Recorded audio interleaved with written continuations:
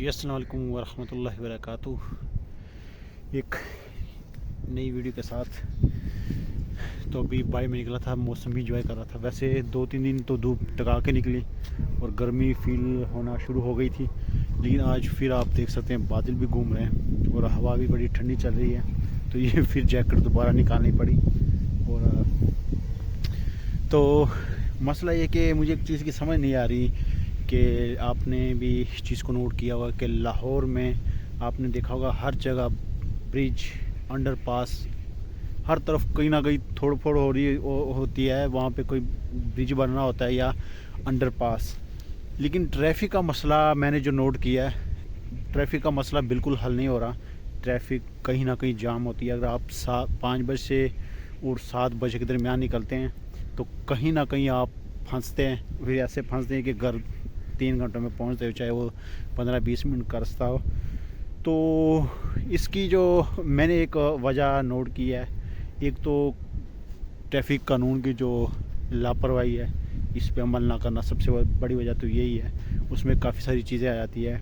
एक one way वाले, अल्लाह ताला हम सबको हिदायत दे, वन वे वाले भी बड़ा काम ख़राब करते हैं। और दूसरे यू टर्न जो लेते हैं ना, जो मैंने सबसे मेन चीज़ नोट की है, जो ये अगर मैंने यू टर्न लेना है तो यू टर्न लेने के लिए अगर 2 लाइंस हैं तो यू टर्न वाली अपनी लाइन बना लेते हैं। उन्होंने यू टर्न लेना होता है तो पीछे लाइन लगी होती है।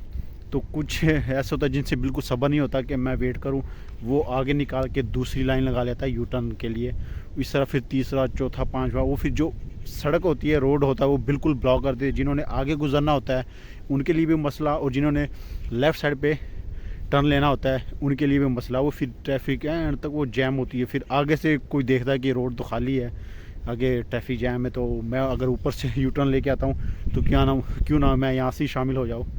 तो फिर वो ऊपर से वन वे वाले आ जाते हैं, वो उधर से घुसाने की कोशिश करते हैं, जिसकी वजह से पूरा माहौल ख़राब हो जाता है। और तकरीबन ये ऐसा ही हाल है। अभी कल मैं इस तरह मैं एक जगह फंस गया था, जिना हॉस्पिटल के पास।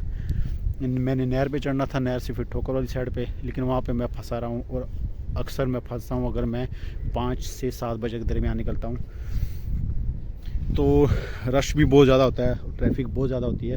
मुझे अभी भी याद है एक वाक़या हमारे साथ पेश आया, जिसको मैं अभी भी याद करता हूँ ना तो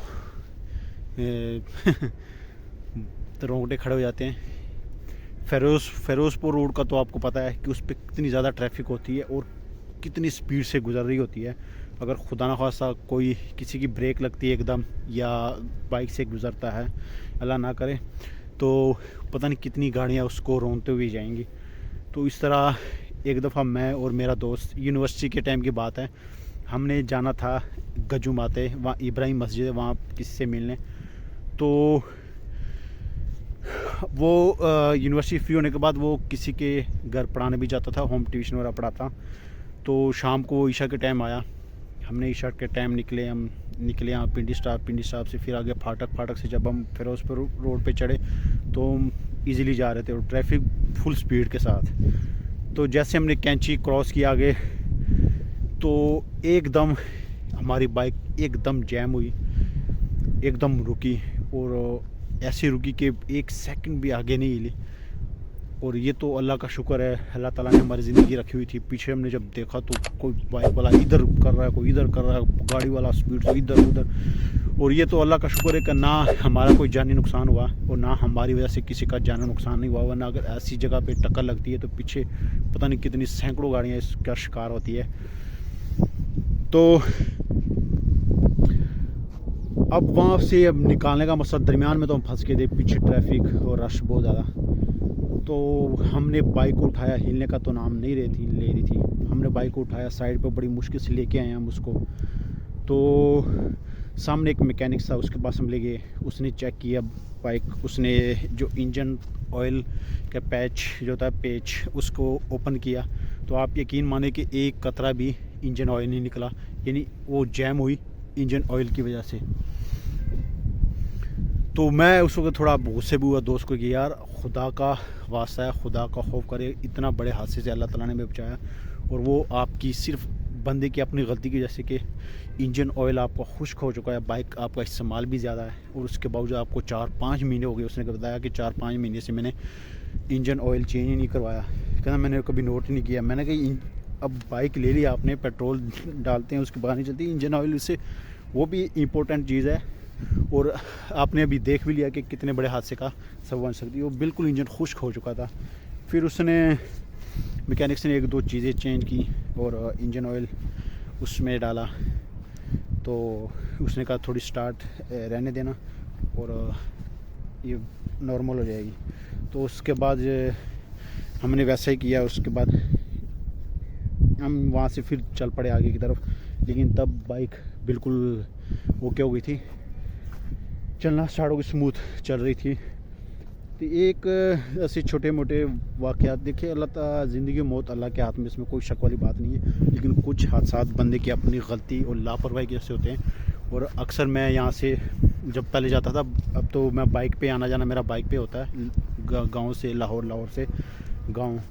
लेकिन पहले मैं लोकल जाता था, तो यहाँ से टाउन है 3-4 किलोमीटर के फासले पर, वहाँ से फिर लाहौर के लिए गाड़ियाँ निकलती, तो मैं वहाँ में देखता था। तो ये IS वगैरह हो गई, जो कोस्टर वगैरह होगी, आप इन यकीन माने उनकी हालत इतनी ख़राब कि नीचे व्हील ऐसे ऐसे करते थे, चलती ना स्पीड में, व्हील ऐसे, टायर बिल्कुल बकवास, और गियर क्लच का भी कोई मसला नहीं। इतने मैंने इस चीज़ों को देखा हूँ, क्योंकि मैं तकरीबन 7 साल मैंने लोकल सफ़र किया। तो इस चीज़ का वो इंतज़ार करते हैं कि कोई हादसा हो जाए, कोई 3-4 टपक जाए, उसके बाद उन्होंने काम करवाना होता है। ये बिल्कुल गलती है। अगर आपकी गाड़ी है, बाइक है, आपको उसमें कोई मसला नज़र आ रहा है, नुक्स नज़र आ रहा है, तो आप उस वक्त ठीक करवाएं। अगर आपको पता है इसके गियर का मसला है, इसके ब्रेक का मसला है, इसकी व्हील का मसला है, या टायर इतना पुराना है कि किसी वक्त भी फट सकता है, तो आप उसका टाइम से काम करवाएंगे, तो आप भी नुकसान से, बंदे की बचत और दूसरे को भी कोई जानी नुकसान है दूसरों का। लेकिन ये कोई भी इस चीज़ पे वो बिल्कुल इस चीज़ पर गौर नहीं करता और ऐसी गाड़ी चलाते हैं। वो अक्सर तो ये कहते हैं कि यार जब चल रही है तो फिर क्या मसला, पैसे ज़रूर ज़ाया करने, और जब पता लगता है कि हादसा हो गया, ख़ुद भी टाटा बाय बाय और साथ में 3-4 लोगों को और भी साथ में लेके जाता है। तो ये बहुत ही गलत बात है, ये लापरवाही है। और वो कहते हैं ना, बेमौत मरना, ये वो चीज़ है। तो इस चीज़ का ख्याल किया करें। गाड़ी है, बाइक है, जो भी है, अगर कोई नुक्स है उसमें, तो आप उसको फ़ौरन उसमें उसको ठीक करवाएं, ताकि आप बड़े नुकसान से बच सकें। तो एक छोटा सा मैसेज था। तो अपनी वीडियो का अख्ताम इधर करते हैं। इंशाअल्लाह मिलते हैं नेक्स्ट वीडियो में, तब तक दीजिए इजाज़त। अल्लाह हाफिज़।